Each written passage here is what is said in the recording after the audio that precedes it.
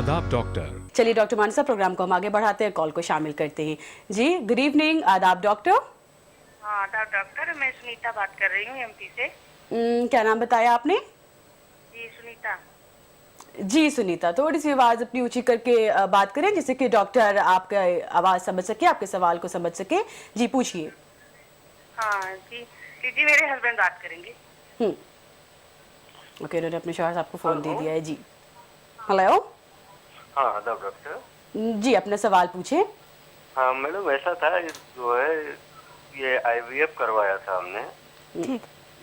तो 5 वीक की प्रेगनेंसी होने के बाद वो गड़बड़ हो गया था।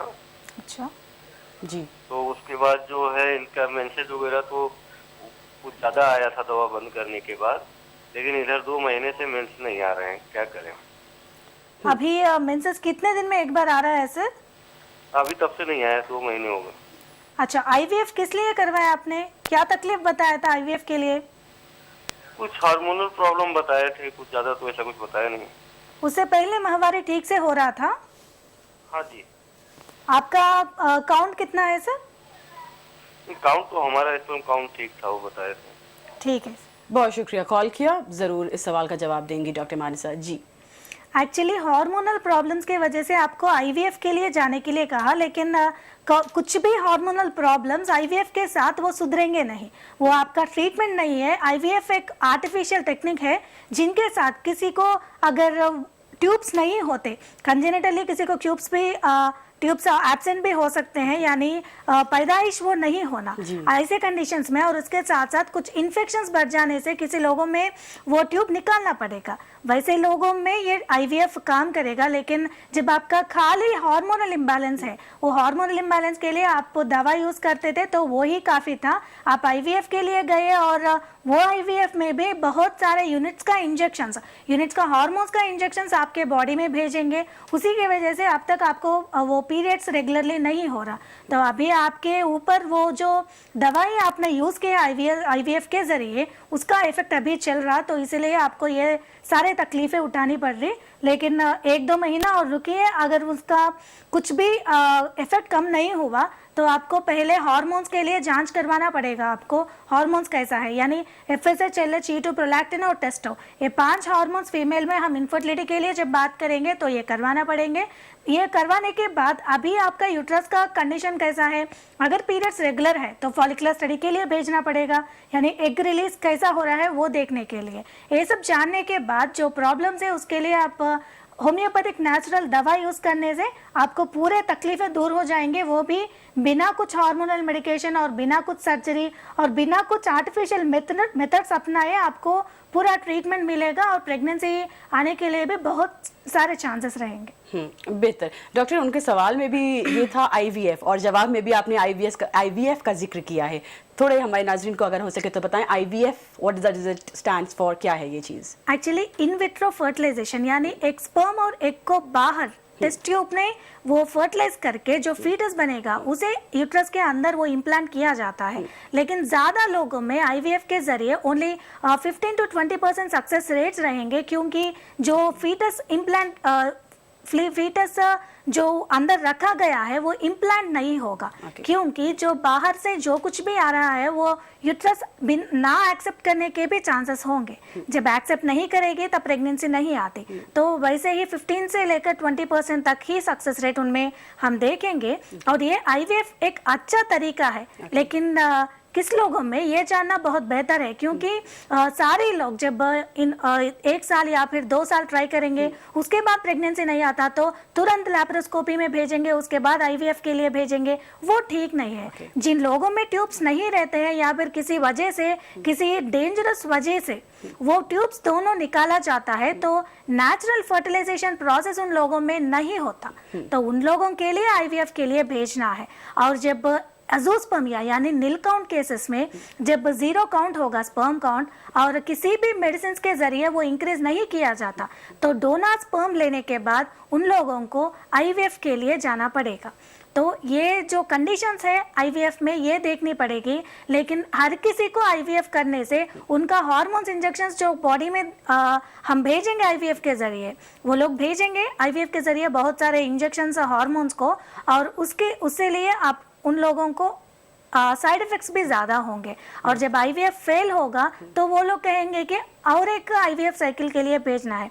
लेकिन उतने सारे हार्मोन्स अंदर लेने के बाद ओबेसिटी आना और उसके साथ साथ जो कुछ भी हम दवा लेंगे उसका असर नहीं दिखना और मेंस्ट्रुअल इरेगुलरिटीज, ये सब भी हम देख सकते हैं।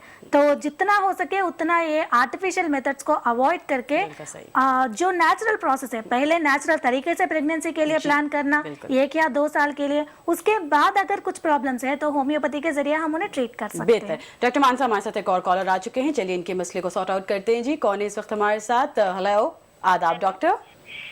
हेलो जी, नाम बताएं अपना। लक्ष्मी है मेरा नाम। लक्ष्मी, सवाल पूछिए अपना, क्या मसला है? जी मेरी प्रेगनेंसी नहीं आ रही है। जी, यकीनन डॉक्टर आप इनसे सवाल पूछना चाहेंगी काफी। शादी होके कितने साल हुआ मैडम? 2 इयर्स हो रहे। 2 इयर्स। और आपका माहवारी कैसे चल रहा? ठीक से नहीं हो रही है। कितने दिन में एक बार होगा? 1.5 महीने से एक बार हो रहा। और ऐसा बच्चेदानी बोलते ना, वहाँ पर सूजन है बोल रहे। अच्छा, पहले से ऐसे ही था या फिर अभी अभी हो रहा है ऐसा? नहीं, अभी अभी हो रहा है। अच्छा, आपके हस्बैंड का कुछ टेस्ट करवाया मैडम? जी करा है, सब ठीक है बोले। अभी आपने कुछ भी प्रेगनेंसी नहीं आने के लिए कुछ चीज़ें इस्तेमाल की, टैबलेट्स वगैरह? जी नहीं। अच्छा ठीक है। आप में डिलेड साइकिल्स का प्रॉब्लम है मैडम? लक्ष्मी, बहुत शुक्रिया, फिक्र ना करें, इंशाल्लाह जरूर आपका हल निकालेंगी। डॉक्टर प्लीज इनकी मदद करें, क्या कहेंगी आप? एक्चुअली आप में डिलेड साइकिल्स है, तो ये डिलेड साइकिल्स के लिए आपको हार्मोनल इम्बैलेंस का वजह हो सकता है। और ज़्यादा लोग टेंशन ज़्यादा लेने से, स्ट्रेस ज़्यादा बढ़ने से, इससे भी हार्मोनल इम्बैलेंस होके उसके साथ भी आपको पीरियड्स ऐसा इरेगुलर होने के चांसेस है। कभी कभी थायराइड जब होता है, जब हाइपोथायराइड जब हम देखेंगे उसमें भी ऐसा डिलेड साइकिल्स हम देख सकते हैं, यानी 2 महीने में, 3 महीने में एक बार आना ऐसा। तो अभी आपको किस वजह से हो रहा है वो देखने के लिए हार्मोन्स का टेस्ट और उसके साथ साथ थायराइड का भी टेस्ट आपको करवाना है।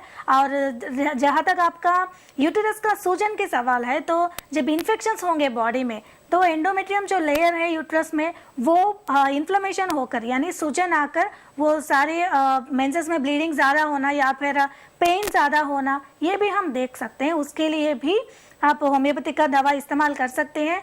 और अभी अगर आप मेंसेस लाने के लिए कुछ भी दवा इस्तेमाल कर रही होगी तो वो सब छोड़ के 1 या 2 महीने के बाद आपका जब पीरियड्स देर में होंगे तब आपका हार्मोन्स का टेस्ट करवाने के बाद जो प्रॉब्लम्स है उसके लिए आप होम्योपैथी का दवा ले लीजिए।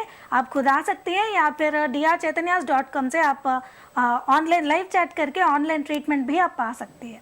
जी डॉक्टर मानसा, एक सवाल हम आपसे पूछना चाह रहे हैं। हमारे पास एक ईमेल आया है, वो जानना चाह रही है मोटापा, ओबेसिटी जो होते हैं, किस तरह से ओबेसिटी और मोटापा भी बहुत सीरियस प्रॉब्लम बन सकता है और आगे जाके हमारी फर्टिलिटी का लिए मसला हो सकता है। एक्चुअली ओबेसिटी जब होगा तो ओबेसिटी के लिए पीछे क्या रीजंस है वो देखना पड़ेगा।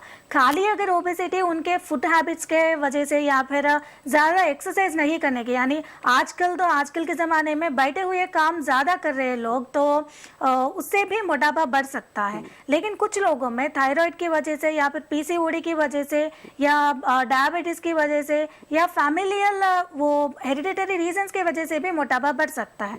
तो किस लिए उन्हें मोटापा है और कितने वक्त में ये ज़्यादा बढ़ रहा, क्योंकि अगर फास्ट ग्रोइंग मोटापा है तो उसको ज़रूर कंट्रोल में रखनी चाहिए, क्योंकि जब मोटापा बढ़ जाएगा यानी ओबेसिटी आ जाएगी तो हार्मोनल इम्बैलेंस की वजह से उसके साथ साथ ग्लूकोज इंटॉलरेंस हम कहेंगे, डायबिटीज आने के भी बहुत सारे चांसेस होंगे। और जब ये पीसीओडी या फिर थायराइड होगा, हार्मोनल इम्बैलेंस होंगे और उसके साथ साथ ओव्यूलेशन में प्रॉब्लम्स होगा। जब ओव्यूलेशन नहीं होगा तो प्रेगनेंसी के लिए ज़रूर वो लीड करेगी। तो इन शॉर्ट ओबेसिटी जो है वो भी आगे चल के फर्टिलिटी का कॉज बन सकती है। चलिए हम आदाब डॉक्टर प्रोग्राम को आगे बढ़ाते हैं अपने एक और लाइव कॉल के साथ। हेलो, गुड इवनिंग, आदाब डॉक्टर। जी अस्सलाम वालेकुम। वालेकुम सलाम, अपना नाम बताएं। नाजिया बात कर। जी नाजिया, कहाँ से हैं आप? जी मैं हैदराबाद से बात कर। नाजिया, अपना सवाल पूछें।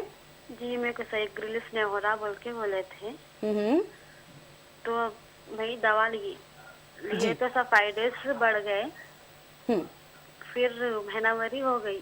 अच्छा, फिर गए तो नहीं स्कैनिंग कराओ, मैं इंजेक्शन देती हूँ बोल के बोले डॉक्टर। क्या वो इंजेक्शन लेना चाहिए क्या नहीं? अच्छा, आपने उम्र क्या बताई है? जी मेरे 21 साल है। ओके, बेहतर। डॉक्टर मानसा पूछना चाहेंगी कुछ इससे आप? आपका माहवारी कैसा चल रहा है मैडम? ठीक ही है मैडम।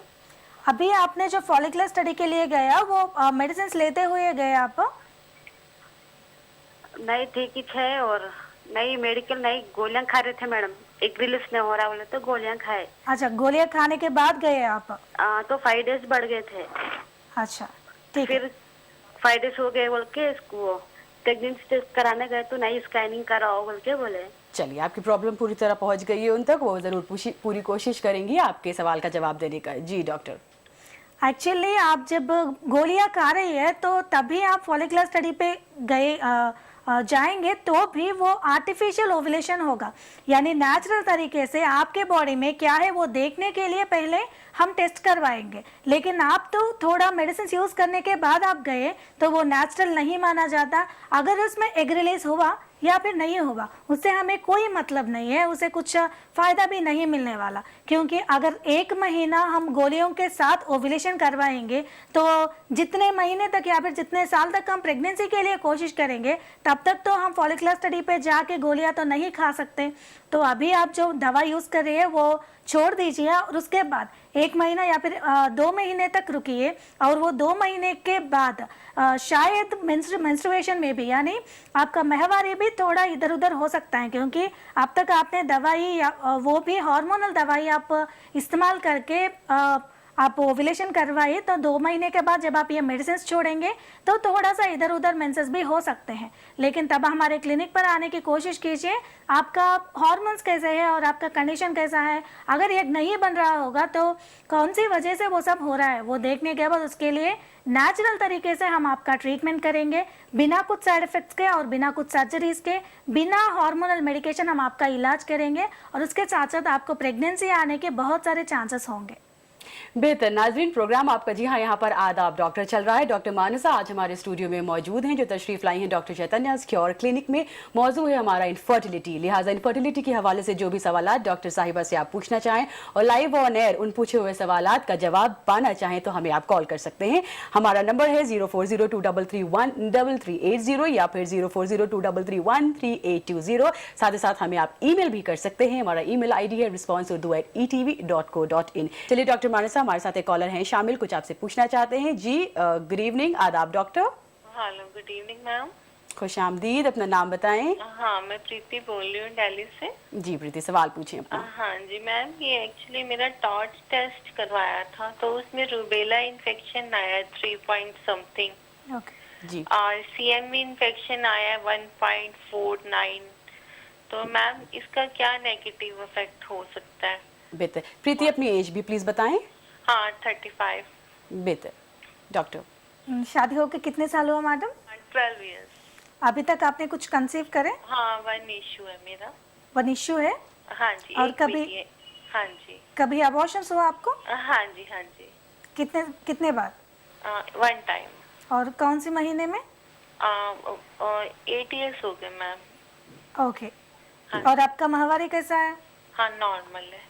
ठीक है, इंशाल्लाह जरूर पूरी कोशिश करेंगे सवाल का जवाब देने के लिए। बहुत शुक्रिया, आपने हमें कॉल किया। प्लीज डॉक्टर मदद करें इनकी।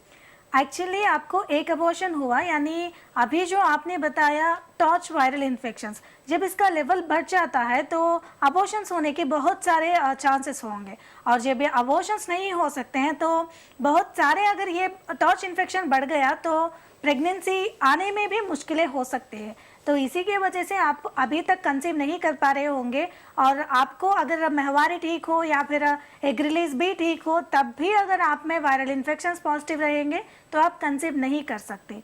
तो अभी इसका एक ही नेगेटिव इफेक्ट है, वो है प्रेगनेंसी को रोकना। किसी भी तरह से अगर प्रेगनेंसी आए हुए केसेस में अबॉर्शंस कर सकते हैं ये इन्फेक्शंस, और उसके साथ साथ जिनमें प्रेगनेंसी के लिए वेट करेंगे वो प्रेगनेंसी को भी रोक सकता है। तो अभी आपको वो टॉर्च वायरल इन्फेक्शन के लिए आपको ट्रीटमेंट लेनी पड़ेगी, और आपके हस्बैंड में भी कुछ इन्फेक्शन है कि नहीं वो भी देखना पड़ेगा, क्योंकि अब आप इन्फेक्शंस के लिए आप मेडिसिन यूज़ करेंगे और आपके हस्बैंड को इन्फेक्शंस है तो वो उसके बाद भी आपको आप में स्प्रेड होने के भी चांसेस है। तो अभी आपको ट्रीटमेंट की ज़रूरी है, वो भी वायरल इन्फेक्शंस के लिए। उसके साथ साथ अगर कुछ और कंप्लेंट्स है तो भी उसके लिए भी आप ट्रीटमेंट ले सकती हैं। बेहतर, बहुत शुक्रिया आपने हमें कॉल किया था। चलिए हम एक और कॉलर की तरफ बढ़ते हैं। आदाब doctor. Hello. Good evening. Hello जी, खुश आमदीद। नाम बताएं अपना। जी, हम सना बोल रहे हैं औरंगाबाद से। हाँ सना, सवाल पूछें। जी मैम, ये तकरीबन 8-6-7 साल से जो है थायराइड है हमारे को। जी, तो ये अभी जब कम था, लेकिन अभी ये 6 महीने से बहुत बढ़ गया। सना अपनी एज बताएं प्लीज। जी 35। जी, थायराइड तकरीबन 53 होगा। डॉक्टर ठीक है, आपकी माहवारी कैसे चल रही? माहवारी कभी लेट ऐसे आगे पीछे है मैम। पहले से कभी कैसा 2 होता था? महीने, कभी 2 महीने, कभी 1.5 महीना ऐसा। ठीक है, पहले से कैसा होता था आपको माहवारी? पहले से, जब से थायराइड हुआ जब से ही चल रहा मैम ये। अभी आपका वेट कुछ बढ़ रहा है मैडम? वेट, जी हाँ, वेट भी जरा बढ़ रहा।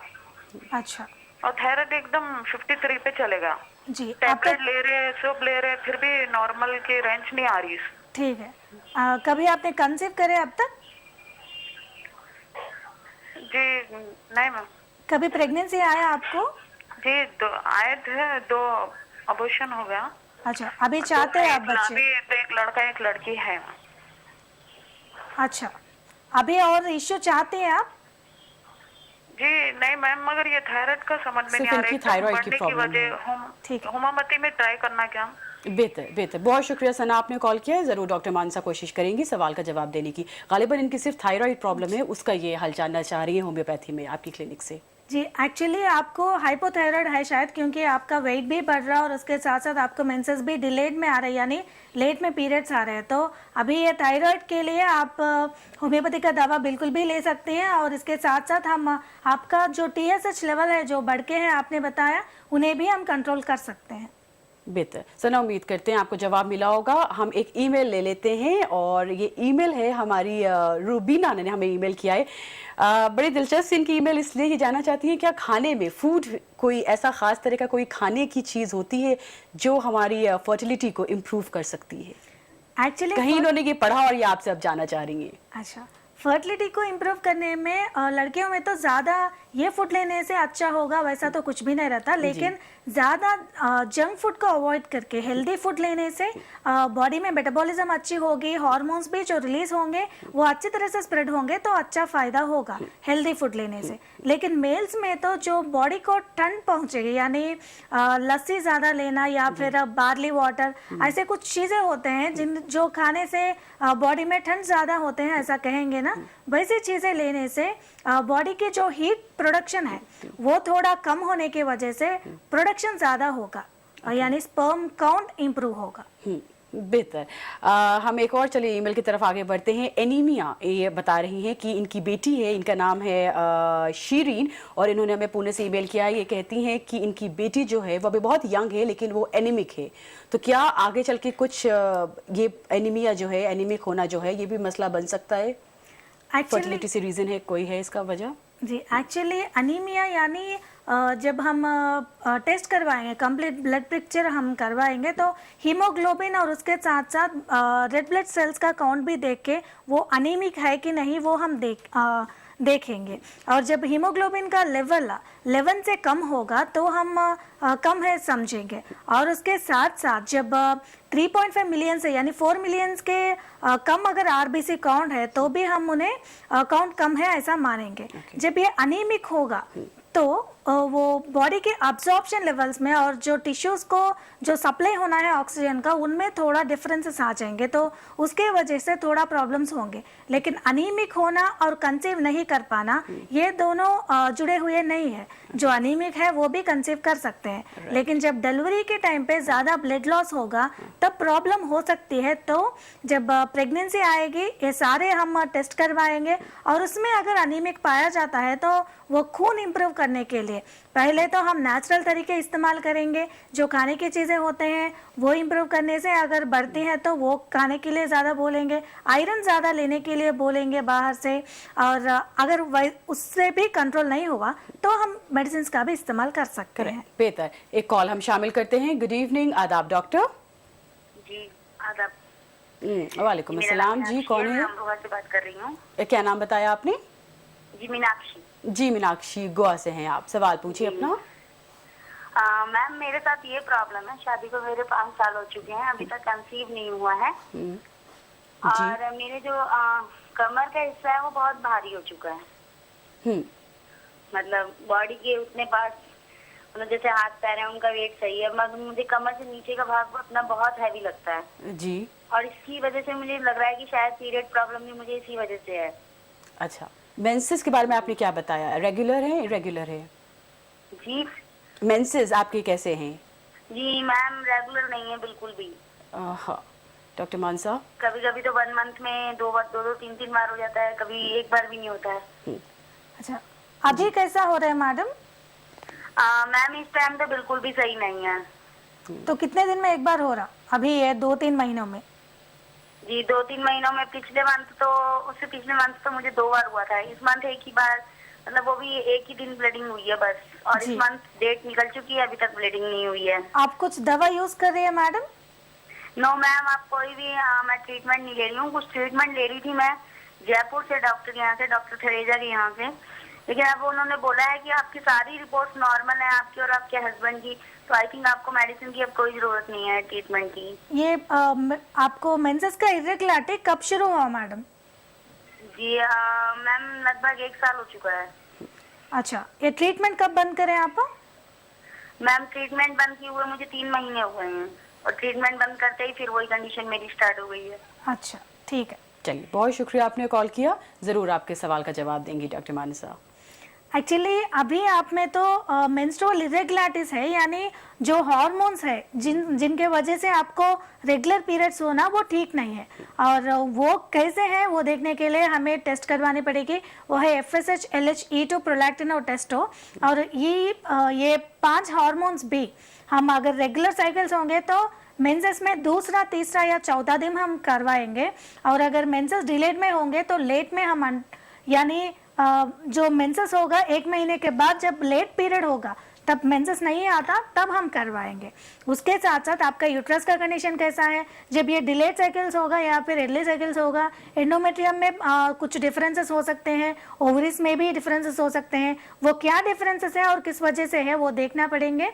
उसके लिए अब अगर आप ट्रीटमेंट चालू करेंगे, वो भी नेचुरल होम्योपैथिक मेडिकेशन, आपका मेंसेस भी रेगुलर होगा, उनमें ओवम भी रिलीज होगा, और उसके साथ साथ आपका प्रेगनेंसी भी आने के बहुत सारे चांसेस हैं। चलें इंशाल्लाह ज़रूर आपको आराम मिलेगा। प्रोग्राम यहाँ पर आदाब डॉक्टर आपका चल रहा है। आपकी लाइव कॉल्स हम मुस्तकिल प्रोग्राम में शामिल कर रहे हैं। जिन नंबर्स के जरिए हम तक आप कॉल कर रहे हैं वो नंबर्स हैं 040-233-13380 या फिर 040-233-13820।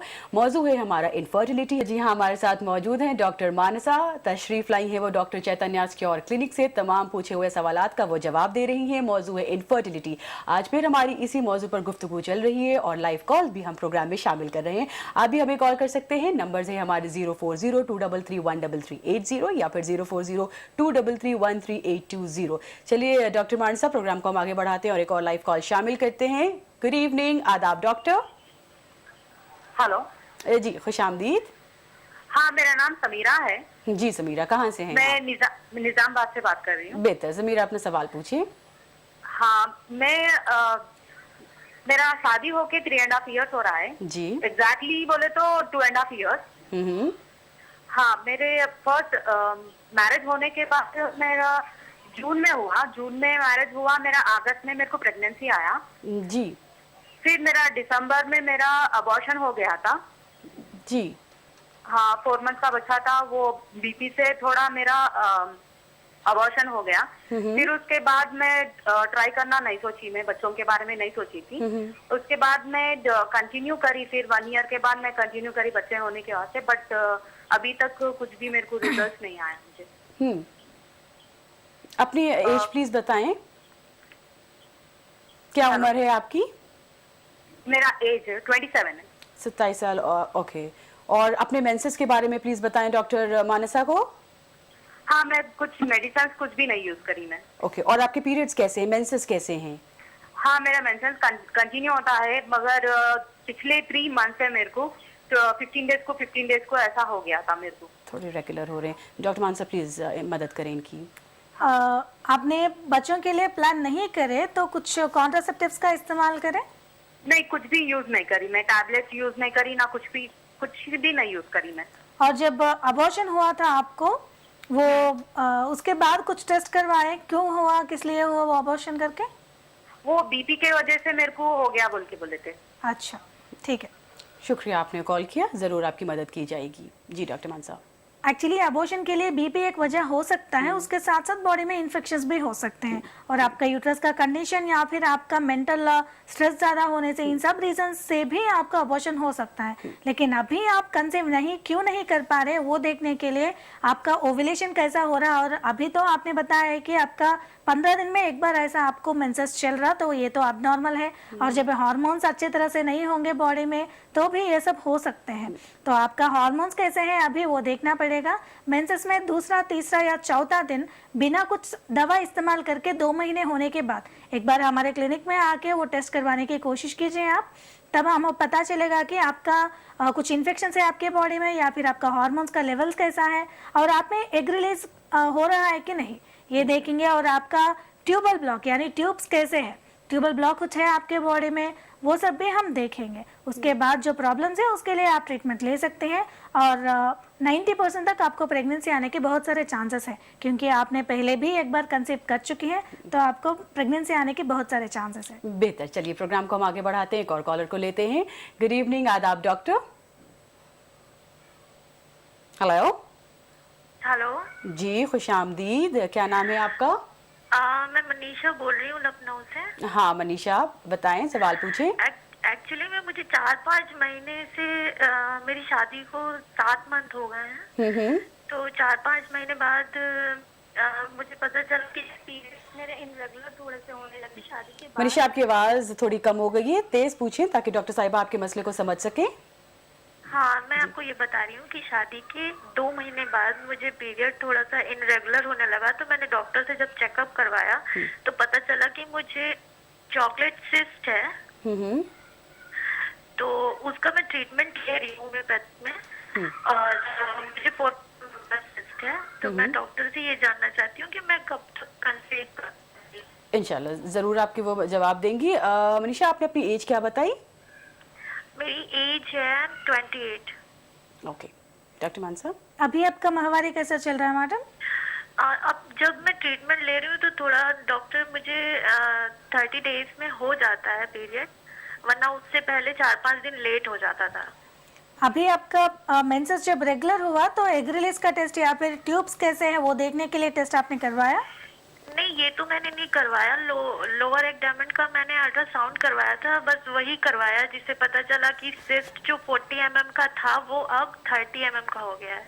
अच्छा ठीक है, शुक्रिया, बहुत शुक्रिया आपने कॉल किया। जी डॉक्टर। एक्चुअली जब चॉकलेट सिस्ट यानी एंडोमेट्रियोटिक सिस्ट ऑन ओवरी, जब ये एंडोमेट्रियोसिस ओवरी पे होगा तब ये बढ़ना शुरू होगा, और जब मेंसेस के टाइम पे वहाँ पे भी ब्लीडिंग होके एक सिस्ट जैसा बन जाता है, और जब ये सिस्ट बन जाता है तो वहाँ ओव्यूलेशन की कमी होगी, ओव्यूलेशन नहीं होगा, तो बिना ओव्यूलेशन का प्रेगनेंसी तो नहीं आ सकता। तो इसीलिए आपको प्रेगनेंसी अब तक नहीं आ रही है, और अभी आपका मेंसेस रेगुलर है, और 40 mm से लेकर 30 mm तक वो साइज भी डिक्रीज हुआ, और ये सब करवाने के लिए आप होम्योपैथी को चुना, ये अच्छी बात है, और आपको बिना कुछ साइड इफेक्ट्स के थोड़ा देर ही सही, लेकिन आपका पूरा इलाज हो जाएगा। अगर वहाँ आपका ट्रीटमेंट नहीं होगा तो आप डॉक्टर चैतन्यास पे भी कंसल्ट कर सकते हैं, लेकिन अब वहाँ भी इम्प्रूवमेंट दिख रहा है आपको, वहाँ भी आप कंटिन्यू कर सकते हैं। और अभी प्रेगनेंसी के लिए ना सोचे तो ही बेहतर है, क्योंकि जब ये सिस्टिक कंडीशंस होंगे या फिर इन्फेक्शंस होंगे बॉडी में, एंडोमेट्रियोसिस होगा, तो रिपीटेडली अबॉर्शंस होने के चांसेस होंगे, या फिर अगर ओव्यूलेशन ठीक से होगा, बच्चे भी यानी फीटस भी हो जाएगा, तो भी अबॉर्शंस होने के, बर्थ डिफेक्ट्स होने के बहुत सारे चांसेस होंगे। जब आपका इन्फेक्शंस लेवल्स पूरे कम हो जाए तभी आप प्रेगनेंसी के लिए प्लान करें तो अच्छा होगा। बेहतर। डॉक्टर, एक सवाल आपसे पूछना चाह रही हैं, इनका नाम नेहा है, ये कहती हैं नो ओव्यूलेशन, अगर कोई फीमेल इस नो ओव्यूलेशन प्रॉब्लम से गुजर रही हो, जिसे हम कहते हैं मतलब एब्सेंस ऑफ ओव्यूलेशन, तो क्या इसका इलाज है? एक्चुअली नो ओव्यूलेशन यानी अनोव्यूलेटरी साइकिल्स हम बोल सकते हैं, यानी अनोव्यूलेटरी साइकिल रेगुलर साइकिल्स होंगे एवरी, कुछ लोग समझेंगे कि हमें एवरी महीना हमें पीरियड्स तो ठीक से आ रहे हैं लेकिन प्रेगनेंसी नहीं आ रहा, लेकिन जब मेंसेस रेगुलरली हो तब भी वो ओव्यूलेशन ठीक से होना वो नेसेसरी है, वो ओवम यानी एग नेसेसरी है प्रेगनेंसी लाने के लिए। और कुछ लोगों में डिलेड साइकिल्स, अर्ली साइकिल्स ऐसे भी होंगे, उन लोगों में भी ओव्यूलेशन नहीं होगा। तो ओव्यूलेशन नहीं होने की वजह क्या है, कोई हार्मोनल डेफिशिएंसीज है या फिर कुछ इन्फेक्शंस है या फिर ओवरीज का कंडीशन कैसा है, ये सब देखना पड़ेगा। ये सब देखने के बाद उन्हें हम इलाज कर सकते हैं और होम्योपैथिक मेडिकेशंस के जरिए हम ओव्यूलेशन भी हम ला सकते हैं, उसके साथ साथ प्रेगनेंसी भी आने के बहुत सारे चांसेस होंगे। बेहतर। सो नो ओव्यूलेशन का भी ट्रीटमेंट है। जी। बेहतर। हमें आप कुछ डायबिटिक पेशेंट्स के बारे में बताइए कि जिन्हें डायबिटीज़ है, जो शुगर के मरीज़ हैं और जिन्हें कंसीव करने में दिक्कतें आ रही हैं, हमें कुछ उनके बारे में बताइए। जब डायबिटीज होगा, ये भी एक हार्मोनल इम्बैलेंस है, यानी जब ये इंसुलिन हार्मोन का जब इरेगुलरिटीज हो जाएंगे तो डायबिटीज वो माना जाता है। और जब ये हार्मोनल इम्बैलेंस होगा तो बॉडी के मेटाबॉलिज्म में भी चेंजेस हो जाएंगे। जब बॉडी का मेटाबॉलिज्म चेंज हो जाएगा, इन्फेक्शन ज़्यादा आने की यानी जनरल बॉडी इम्यूनिटी या जनरल बॉडी रेसिस्टेंस भी कम होने की बहुत सारे चांसेस है। जब इम्यूनिटी कम हो जाएगा, इन्फेक्शंस बार बार यानी रिपीटेडली इन्फेक्शंस होने के बहुत सारे चांसेस है। जब ये डायबिटीज होगा, मेल्स में काउंट या फिर मोटिलिटी ये दोनों कम होने के चांसेस है।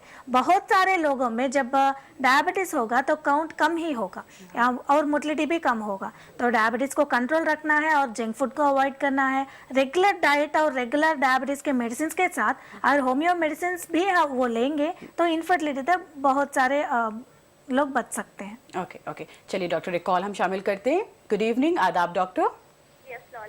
वालेकुम सलाम। हमारा नाम सायरा है। कहाँ से कॉल कर रही हैं आप?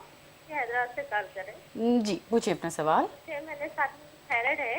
हाँ, तो हमारे ब्लीडिंग नहीं हो रही मैडम 2 महीनों से। हाँ, तो जरा डर है, अब क्या है, क्यों नहीं हो रही। हम गोलियां रेगुलर ही खा रहे। बेहतर। अपनी एज बताएं। हमारी 28 है। ओके, और आपकी शादी को कितना वक्त हुआ है? 6 साल हुए मैडम, 2 बच्चे हैं, सीजरिंग भी हो गया। बेहतर। मेंसेस के बारे में आप क्या कहेंगी? हेलो, पीरियड्स आपके कैसे हैं? नॉर्मल? नॉर्मल अच्छे से मैडम, मेरे को 2 महीने से नहीं आ रहा, मेरे को डर लग रहा क्या है क्या नहीं। और मेरे को बच्चे ना होने, हर्नियों का ऑपरेशन भी हुआ मैडम। अच्छा, फिक्र ना करें, ज़रूर आपके प्रॉब्लम सॉर्ट आउट करेंगी डॉक्टर मानसा जी, मदद करेंगी। एक्चुअली रिसेंटली आप थायराइड कब किया है वो पता नहीं, तो अभी थायराइड का टेस्ट करवाइए। अगर थायराइड का लेवल आप मेडिसिन यूज़ करते वक्त भी अगर बढ़ जाता है तो ऐसे ही मेंस्ट्रुअल इरेगुलरिटीज के साथ वो बाहर दिखाई पड़ेगी। तो एक बार थायराइड का टेस्ट करवाइए और वो उसका लेवल बढ़ेगा तो आपको, आप जो दवाई इंक्रीज यूज़ कर रहे हैं वो उसका डोजेज इंक्रीज करने की अभी वक्त आ गया है, तो वो भी देखिए। और अगर थायराइड नॉर्मल है तो अदर भी प्रॉब्लम्स हो सकते हैं, उसके वजह से आपको ऐसा डिलेड साइकिल्स होना भी हम देख सकते हैं। अगर यही एक साइकिल आपको डिलेड है यानी यही 2 महीने से अगर पीरियड नहीं आया तो कभी कभी ऐसा मिस्ड पीरियड भी हम देख सकते हैं। तो ज़्यादा टेंशन मत लो, आप एक बार थायराइड का टेस्ट करवाओ। अगर उसका लेवल बढ़ गया है तो आपका डोसेज भी एक फिजिशियन को कंसल्ट करके आपका थायराइड का डोसेज भी आप इंक्रीज करवाओ। बेहतर। नाजरीन, यहाँ पर प्रोग्राम आपका आदाब डॉक्टर चल रहा है। जी हाँ, गुफ्तगू हमारी हो रही है इनफर्टिलिटी मौजू पर। आपके लाइव कॉल्स भी हम इसी मौजू के हवाले से ले रहे हैं। आप हमें ईमेल भी कर सकते हैं। ईमेल एड्रेस है हमारा response@etv.co.in। साथ ही साथ हमें आप कॉल भी कर सकते हैं अपने प्रॉब्लम के साथ। डॉक्टर मानसा जो कि तशरीफ लाई है डॉक्टर चैतन्या क्योर क्लिनिक से, पूरी कोशिश कर रही हैं आपके उन पूछे हुए सवाल का जवाब देने के लिए। हमारे नंबर्स हैं 0402331380 और 0402331380। हम बढ़ाते हैं प्रोग्राम को आगे। डॉक्टर मानसा, एक कॉल को हम शामिल करते हैं। गुड इवनिंग, आदाब डॉक्टर। हेलो जी हेलो, मैं अस्मा बात कर रही हूँ मुंबई से। खुशामदीद, अपना सवाल बताएं। जी, मेरे पीरियड इरेगुलर है, स्टार्टिंग से ही इरेगुलर है। कभी कभी 2-3 मंथ्स हो जाते हैं, तो एक आध बार ऐसा हो जाता है कि 6 मंथ्स भी हो जाते हैं। ये मैं एक गायनोकोलॉजिस्ट से डिस्कस करी थी, तो उन्होंने बोले कि यूरिन टेस्ट और ब्लड टेस्ट करवाने के लिए बोले, और बोले कि एक स्कैन कराएं। तो मैंने ये सब करवाया तो blood test, urine test normal आया, और स्कैनिंग में ये निकला कि बच्चेदानी के ऊपर पानी के बारीक बारीक फुंसियां हैं, जिसकी वजह से ये नेमोरा बोल के बोले हो। तो जब 3 मंथ्स हो जाते तो टैबलेट खाने के लिए बोले। मैडम, क्या ये मेरे लिए ठीक है खाने के लिए टैबलेट? और उन्होंने कहा कि पीसीओडी का केस है। मैडम, ये पीसीओडी क्या होता है, प्लीज बोलिए ना। जरूर जरूर। आप शादीशुदा है मैडम? नहीं, मैं बैचलर हूँ मैडम। ठीक है, ओके, ठीक है मैडम। जरूर आपके सवाल का जवाब देंगी। बहुत शुक्रिया, आपने हमें कॉल किया। जी, एक्चुअली पीसीओडी यानी पॉलीसिस्टिक ओवेरियन डिजीज, आपने जो वाटर सिस्ट आप बोले उसे हम सिस्ट कहेंगे। अगर ओवरी में, एक ओवरी में 2 या 3 से ज़्यादा अगर ये सिस्ट होंगे तो पॉलीसिस्टिक ओवेरियन डिजीज हम कहेंगे।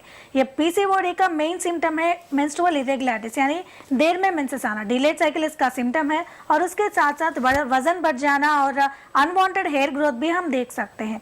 जो ओवुलेशन के लिए चाहिए एफएसएच और एलएच हार्मोन्स, उसका रेशियो होनी चाहिए 3:1, यानी एफएसएच 3 पार्ट्स में है तो एलएच को 1 पार्ट में रहनी चाहिए। लेकिन जब ये एलएच ज़्यादा बढ़ जाता है तो ओवुलेशन नहीं होगा, वो ओवम वो फॉलिकुलर सिस्ट बन जाती है।